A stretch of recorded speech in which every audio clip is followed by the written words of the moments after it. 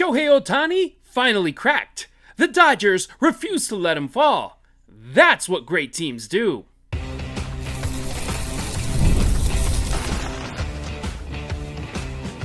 You are Locked On Dodgers, your daily Los Angeles Dodgers podcast. Part of the Locked On Podcast Network, your team every day. I'm Harry Ruiz, that's Travis Rodgers, and it's time for Locked On Dodgers. On today's show, the Dodgers surprised everybody with a Luka Doncic bobblehead announcement that is going to have fans scrambling for tickets. A less than encouraging update regarding Will Smith's injury recovery, but first, Ohtani bends but doesn't break. If you've watched Shohei Ohtani pitch this season, you've become accustomed to excellence. That's why Wednesday felt so unusual. Not because Ohtani was bad, but because one inning turned a dominant outing into a grind, Travis. The final line wasn't terrible. 6 innings, 4 earned runs, 5 strikeouts, 1 walk, and the Dodgers ended up winning. Most pitchers would gladly take that, but with the standard Ohtani has established this season, it stands out. Yeah, I'm conflicted, Harry. I'm not quite sure how to react to this because when I was, watching the game, it was okay. He had a bad inning. The rest of the other 5 innings that he pitched were actually really, really solid, very Ohtani-like along the way. He had a very bad 5th inning, but then you start to read about what people it's like Ohtani struggles. Ohtani has bad. I'm like, was it a bad outing? And I guess by Ohtani standards, it was.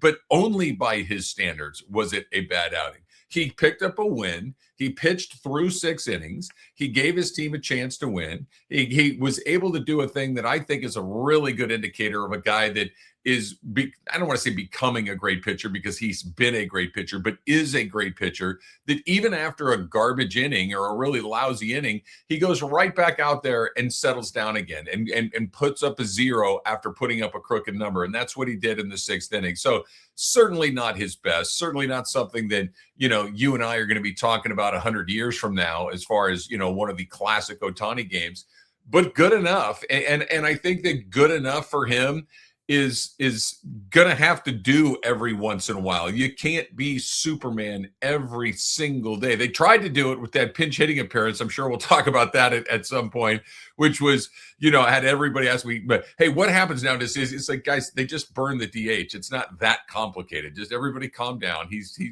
We're all good. But yeah, it was kind of a weird day for him, but only for him. By anyone else, it would have been that was all right. It certainly wasn't a clunker, but it was nowhere near an Ohtani classic.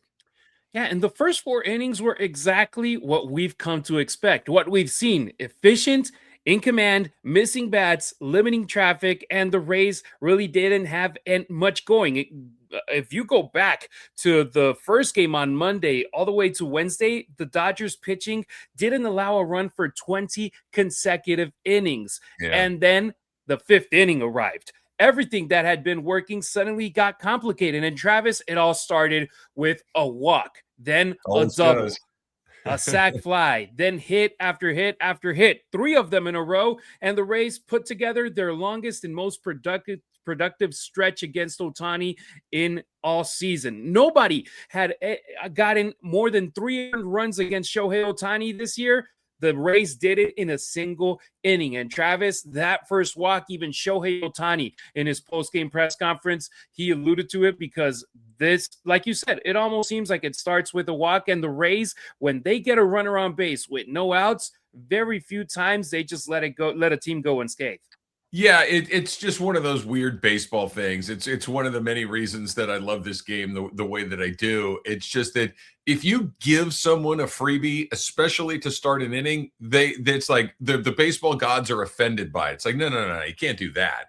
Like if a guy hits a double into the gap to lead an inning, you still got a chance to put up a 0. If a guy gets a base hit, no big deal. But if you just put a guy on first base, it just seems like the universe is like, nah, we got to learn a hard lesson here. You don't get to do that. And even the great Shohei Ohtani is not immune to that. And a leadoff walk is always going to be something that kind of can spark an inning, because now it gives the offense a ton of optionality. You can try to steal a base, you can bunt him over, you can try to play for a big inning. There's a million things that you can try to do, and you didn't have to do anything to start other than just stand there and watch 4 pitches go by. So you know my feeling on this, Harry. Our everydayers will certainly know my aversion to walks in general, but walks, early in an inning are just absolutely killers. And he just, I don't know if it was the knee, I don't know if it was the blister on his finger, I don't know what it was, but he clearly was not the peak version of himself. But like I've said many times, the difference between being a major leaguer and a good major leaguer, and the difference between being a good major leaguer and a great major leaguer, is your ability to get guys out on days where you just don't feel good, where your stuff's not particularly sharp, where maybe you get squeezed on a call, maybe you have an error behind you, whatever it may be that kind of gets the thing off track, you get it back on track. And for an inning, he struggled with it. For the game, he actually, I thought, did a pretty good job of keeping it together. But for at least one inning, he just could not get the pitch that he needed, the out he needed. And anytime you see somebody bat around in an inning against Shohei Ohtani, something weird has happened. No doubt about it, because even after all of that in the 5th inning, Ohtani still came back out for the 6th and immediately retired the side in order, back to normal, because after throwing 26 pitches in that rough 5th inning, after dealing with the blister that you just brought up that has lingered now for several starts and even had him bleeding a little bit, and I'm pretty sure those pants, they can sell them on Fanatics for like $2 million with his DNA. And after battling through the knee soreness that caused concern over the weekend, he still finished strong. And that tells us a lot. And if there was a legitimate concern about the knee, he probably wasn't going to come back out. If there was major concern about the blister, he probably wasn't going to come back out. Instead, he gave the Dodgers another inning and helped preserve the bullpen. And that was huge. Why? Because in the bottom of the 6th inning, Freddie Freeman came through huge. Because in the 5th, Travis, I don't have a lot of hair. I was pulling the few hairs I got left, because how do you have bases loaded and all you do is a Kyle Tucker walk that brings in a run, and then you get 3 consecutive outs that aren't productive? Yeah. The Dodgers had a great opportunity there, but Freddie Freeman came to the rescue. 2-run home run. Dodgers had the lead, and that changed everything. The Dodgers fell behind, but then the momentum shift right there. Thank you, Freddie Freeman. I'm pretty sure Shohei Ohtani, he's going to want to be like, yo, Freddie, you want to go out for dinner, man? I owe you one. Yeah, no, that was classic Freeman, right? He's just so darn good, and he's just such a professional hitter. And, watching the game as it happened and then watching the highlights later, that's a pitch he's just not going to miss. It was just, it was middle over the dead center of the plate. And this is a guy that's going to have 3,000 hits by the time it's all said and done. He's going to have, a few hundred home runs along the way. And you middle a hitter like Freddie Freeman, he's going to make you pay for it. And he did. I got to be honest, Harry, you kind of threw me for a little bit of a loop when you talked about the Ohtani pants going on Fanatics. Like, I picture, 20 years from now, there's some sort of kid that shows up and he looks a lot like Ohtani, and all of a sudden he hits like Ohtani. He's a two-way guy, and we find out that it was some sort of Jurassic Park situation where they created an Ohtani in the lab from those pants, and the next thing you know, it's Shohei Ohtani 2.0. But yeah, of all the things that, with Shohei, the workload that he's got, the two-way responsibilities that he got, we know that he's dealing with a little bit of a knee issue along the way. I think that's all fairly manageable. That blister is the one thing that when you get a blister on your finger as a pitcher, it's really hard to get it to settle down, because once it's there, it continues to get aggravated as you continue to throw. And the only way to kind of get it to go away is to stop throwing.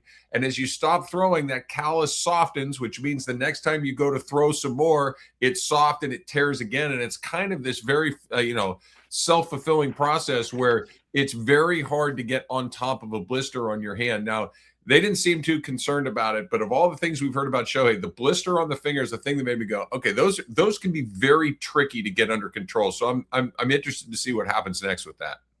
No doubt about it. It's something that we will be monitoring. And like we said, it's already been lingering now for a couple of weeks and seeing a little bit of blood. It's like, hey man, he's actually human. He's not a robot that is out there on the field. And look, that home run from Freddie Freeman, it changed Otani's afternoon because instead of potentially taking a loss despite him having a good start, Otani suddenly found himself in a position to win. And now here comes the one of the most fascinating moments of the game.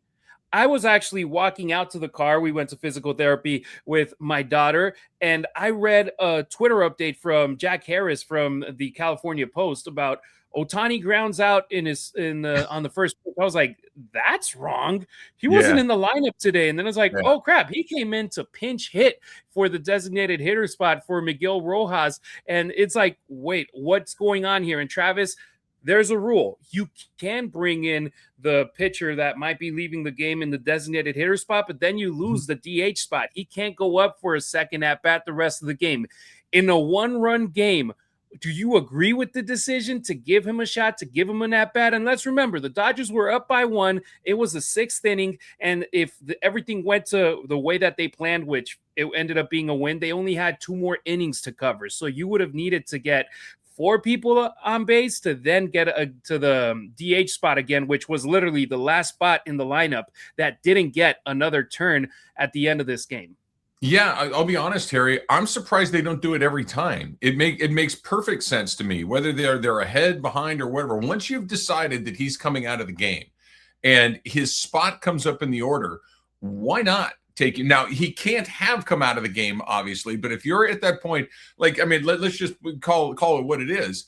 Would you rather have Shohei Ohtani take an at bat or whoever was in the DH role that day? It's a no-brainer. The answer is always going to be Shohei. So I would rather Shohei bat once than 0 times. So I've always been a little surprised that this hasn't been a maneuver that Dave Roberts has used more often. I was pleasantly surprised to see it yesterday because, especially like you pointed out, you get late in the game, you have a lead, you only have to cover a few more innings on the mound. You're probably going to only have that spot's only going to come up in the order once more, maybe, which means you're going to be forced to burn a pinch hitter combination there. But once you get past the 6th inning, you're really only having your pitcher pitch 1 inning anyway. So I don't mind it at all. I think it's a really interesting idea, and getting Ohtani in the batter's box is never a bad idea, even if it's only one time. So I wouldn't be surprised if this became something that maybe doesn't happen every time, but happens more often than just the one-off that we saw yesterday.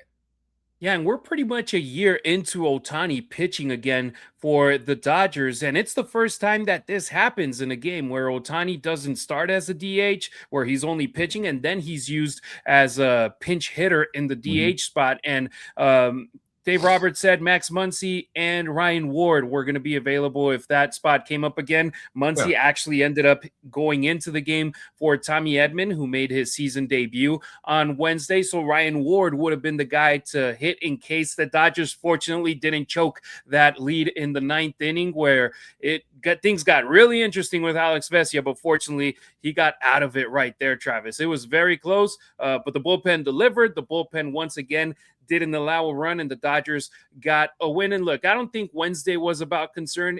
I think it was about perspective, because over his first 10 starts, Ohtani was so dominant that anything short of perfection just felt unusual. The reality is that every single pitcher in baseball has rough innings. Every pitcher gets challenged, and the Dodgers still won and once again have the best record in the sport. And that sounds like a pretty good day to me. Yeah, they swept a very good team. The Rays are a good team. The Rays are a likely playoff team. That was a very good series for the Dodgers. All 3 games, 1-run games. They were all tight. They all had to be well played. They were defensively well played. Offensively, not great, but good enough. And then, of course, they pitched, and Alex Vesia really dodged a bullet, walking the bases loaded in the 9th inning. Now, he wiggled out of it. That's just kind of a Vesia special where he kind of pitches himself into trouble and then pitches himself out of trouble. But the Dodgers, like you just said, they have the best record in baseball. Edwin Diaz basically hasn't played. Blake Snell basically hasn't played. Tyler Glasnow basically hasn't played. Mookie Betts has been bad. Kyle Tucker has been bad. Will Smith, by Will Smith standards, has been. That's 6 guys that are supposed to be really important part of what you do. and they're in first place, and they have the best record in baseball. So the Dodgers are in an incredibly good spot right now. They're playing good ball. Yeah, every team's going to have a little problem here or there, but you think about that. That's just not 6 guys in miss time. Those are 6 important guys that are either not playing or playing poorly, and they're still running away and hiding. So we want to hear from you. What concerns you more right now? Ohtani's recent results, 8 runs, 7 earned over his last 2 starts, the blister issue, or the knee soreness, or nothing? Drop your take in the comments or let us know on any of our social networks or hit up the Lockdown Dodgers listener line, 2793-LOCKED. We want to hear where you stand. Coming up on Lockdown Dodgers, the Dodgers were hoping Will Smith would be back soon. Instead, the latest update suggests fans may need to wait longer than expected. Baseball season is here, and now you can trade every game on Kalshi. Yep, you heard that right. On Kalshi, you can trade every single game. Let's talk about a team that we don't talk about very often here on Locked On Dodgers. Let's take a look at the Angels right now. The Angels are trading at a 44% probability to beat the A's, right? Which means a $100 trade is going to pay you $218.69 if they win. A little bit of a long shot right there, right? And on Kalshi, you're trading against peers in a live market, meaning there's no house. And as the probabilities change, you can buy in and out of your position. For a limited time, download the Kalshi app and use the code LOCKEDON to get $10 when you trade 10. Kalshi, Kalshi. Trade on anything. 18 plus only. Restrictions, eligibility requirements apply. Event contract trading involves risks and may not be suitable for all investors. Prices, values, and available markets may differ from those mentioned. For more information, see kalshi.com/regulatory. Running a business shouldn't feel like you're juggling a bunch of separate systems that don't talk to each other. One app for accounting, another for inventory, another for sales. That's where Odoo comes in. Odoo is an all-in-one business management software that brings everything together. Sales, accounting, inventory, marketing, all in one platform, so your team can move faster, stay organized, and focus on growing the business instead of managing software. The best organizations know success isn't just about talent, it's about everyone working toward the same goal. Just like in sports, when the front office, coaches, and players are all aligned, great things happen. Great organizations win because operations matter. So try Odoo for free at odoo.com/lockedon. That's odoo.com/lockedon. You can get every episode of Locked On Dodgers ad-free through the Everydayer Club. There's a free 7-day trial waiting for you at lockedondodgers.supercast.com. Will Smith's return remains a mystery. When Will Smith went on the IL, the hope was that this would be relatively short-term. Now, it's getting harder to predict. Dave Roberts revealed that Smith is unlikely to return when first eligible this Friday, which means the Dodgers fans are going to have to keep waiting. And perhaps more importantly, there still doesn't appear to be a firm timetable. And that's never what you want to hear, Travis, because the encouraging news is that Smith had been working and he got a full day of baseball activities on Tuesday. The discouraging part is that he's still experiencing discomfort.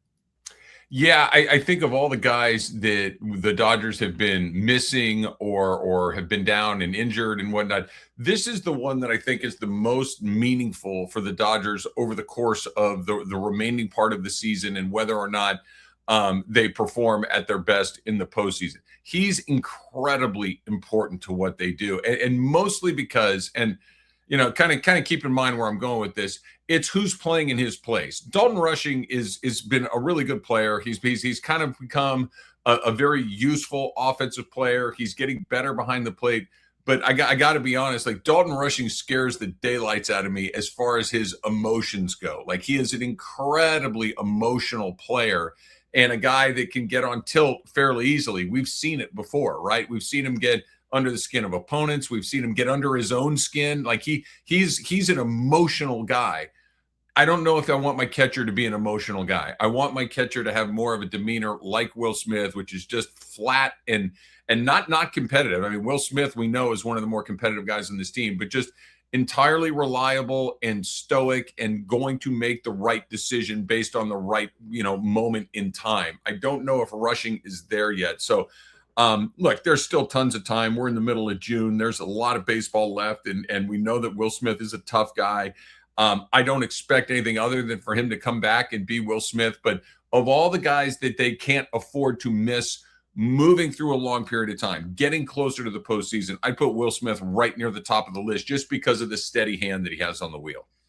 Yeah, and the Dodgers clearly don't want to rush this, and that's the right approach. That's their approach. Like you said, look at all the guys you mentioned in the previous segment: 3 position players, 3 pitchers, 2 starters, and 1 reliever. Without them, that were considered to be important pieces of this team, that are important pieces of this team, they're still at first place, not only in the division, not only in the National League, but they have the best record in baseball right now. So the last thing you want is for Smith to return, catch a few games, and immediately find himself back on the injured list, especially at this point of the season. And let's remember who we're talking about. Like you said, this isn't just a catcher, which, by the way, he controls that pitching staff in a fantastic way, but he's arguably one of baseball's most complete offensive catchers, not right now, but in the last half decade. So one of the most important bats in the lineup, a guy that impacts every game, and neck injuries can be tricky. So they can improve quickly, they can linger.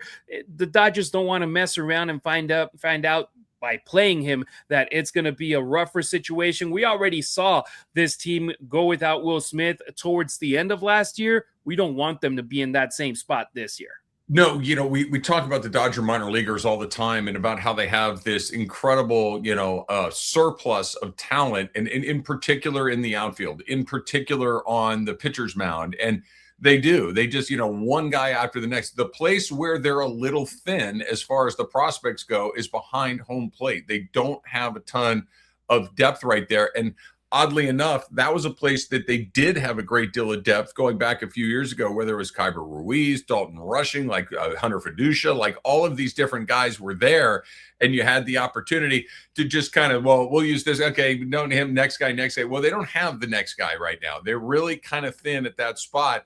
And depending on how Will Smith progresses health-wise, all of a sudden, I think that's at least something you kick tires on as you get a little closer to the deadline. Just a veteran guy that's been around a long time, that doesn't have to play every day, but that in the event that you do need to put him in a tight situation, he's going to respond accordingly. Think like a Ben Rortvedt type like they had last year. And I know that's weird to say, but it was an important part of their team. He played important innings. He was a very good guy as far as handling the bat, maybe not hitting a bunch of home runs and things like that, but giving you quality at bats, being able to put a bunt down, not striking out a ton. Like, they may need another guy like that. And if they do pull the trigger on something like that, I think it's a little bit of an indicator on how concerned they might be long-term about Will Smith this season. Now, I'm not saying that he's down. I'm just saying that they're thin there. They can survive in the infield. They can thrive in the outfield. On the pitcher's mound, they got enough guys to last, an apocalypse. But behind the plate,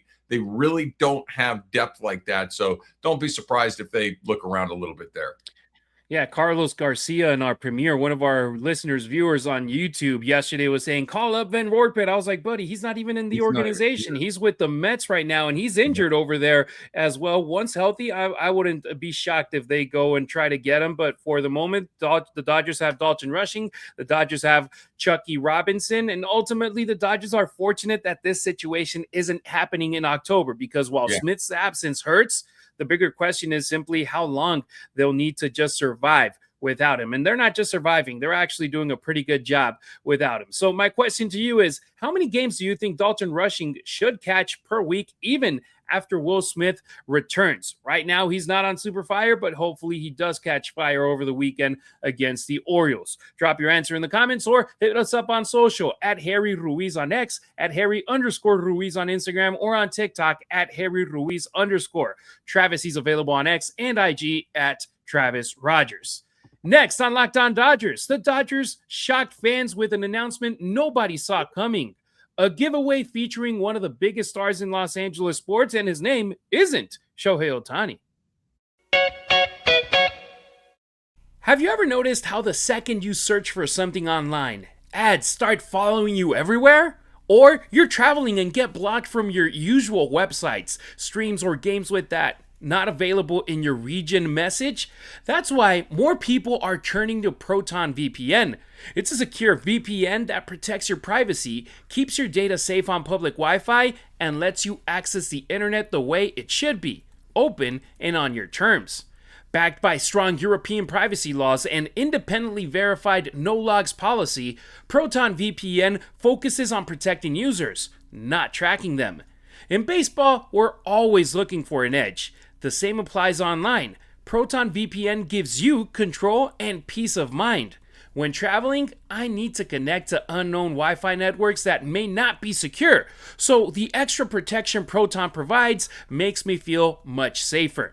Get started now with 70% off a 2-year plan at protonvpn.com/lockedon. That's PROTON VPN.com/lockedon. Workplace chaos can show up fast. The problem is that finding the right candidate can take a lot more time than most businesses can afford. That's where Indeed Sponsored Jobs comes in. Indeed Sponsored Jobs helps you reach candidates who actually fit what you're looking for based on skills, experience, and location. And finding that right person can make all the difference, whether it's building a business or building a winning team. Think about how many times we've talked about the trade deadline and finding exactly the right person that fits right in with what you're looking for. Not necessarily the biggest name, but exactly the right fit, right? So spend less time searching and more time actually interviewing candidates who check all your boxes with less stress, less time, and of course, more results. When you need the right person to cut through the chaos, that's a job for Indeed Sponsored Jobs. And listeners of this show will get a $75 sponsored job credit to help get your job the premium status it deserves at Indeed.com/podcast. Just go to Indeed.com/podcast right now and support our show by saying you heard about it on Locked On Rams. Indeed, or Locked On Dodgers, I should say. Locked On Rams would work too, but let's do Locked On Dodgers. Indeed.com/podcast. Terms and conditions apply. Need to hire? This is a job for Indeed Sponsored Jobs. Are you new here? Welcome. Everydayers, you already know you're the heartbeat of our show. It's easy and free to help us out. Subscribe and like our content on YouTube. Drop a 5-star review on Apple or Spotify and hit up the Locked On Dodgers listener line. 2793-LOCKED. That's 279-356-2533. Luka Mania is coming to Dodger Stadium. The Dodgers have had some pretty creative giveaways over the years, but this one definitely caught people by surprise because it wasn't announced at the beginning of the season. It was announced pretty much a month before it happens. A Luka Doncic bobblehead at Dodger Stadium on August 21st. If you didn't see that announcement coming, you're not alone. The timing was unexpected, the player choice was unexpected, and judging by fan reaction, this might instantly become one of the most sought-after giveaways of the season, Travis. I mean, you combine the two most iconic franchises in Los Angeles sports, Dodgers, Lakers. They've always shared the city spotlight, but now they're connected even more closely than before by having the same ownership group, and they're able to do these type of awesome giveaways to give fans what they love.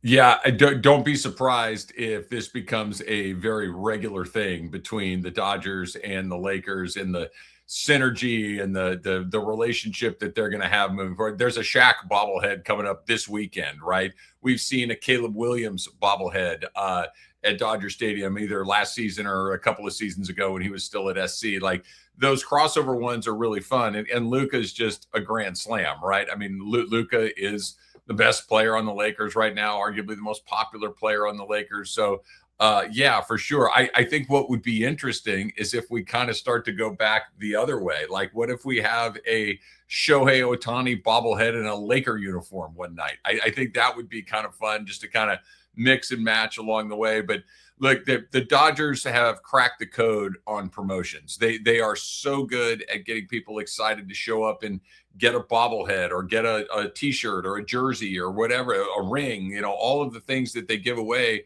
at Dodger Stadium. People love them, and putting Luka in there is going to make them love them even more. So a really, really smart idea by them. And, you know, if you're a Laker fan, you should be excited. If you're a Dodger fan, you already know what these guys can do when they put their mind to things. So this is, I think this is the beginning of a long, very fruitful relationship between the two organizations. Yeah, we all remember the shock the moment that Shams posted that tweet about the trade between the Lakers and the Mavs for Luka. There was excitement. Now there's expectation with him, and fans view him as one of the centerpieces athletes from this city, especially with the drama, the question mark on his LeBron continuing or not. Now he's the guy with the Lakers, not only for this upcoming season, but for the future of the franchise. So you know that the lines are going to be ridiculous. You know that if there's a popular bobblehead night, how it's going to be. People are going to get there early. Parking lots are going to fill up early. Fans are going to start planning weeks in advance. And this feels like one of those events with Luka Doncic where it's not a bobblehead. For example, the Shaq one coming up, it's him in a Dodgers jersey. The one with Caleb Williams, it was him in a Dodgers jersey. This right here, it's going to be Luka in Lakers gear. Like there's no like, oh, here he is in a Dodge. No. It's a Luka Doncic Lakers bobblehead, and fans will be able to get their hands on it. And this is something pretty cool that the Dodgers, I mean, we were talking about their bobbleheads in the preseason, Travis, and the price that fans would have to pay to get each and every one of those bobbleheads. Here you go. A surprise drop a month before it happens. And well, that's one of the great things of being a Dodgers fan. More often than not, you're rewarded going to the stadium, not just by seeing a great team on the field, but the marketing side of things. They reward fans with great giveaways as well. And this is another example.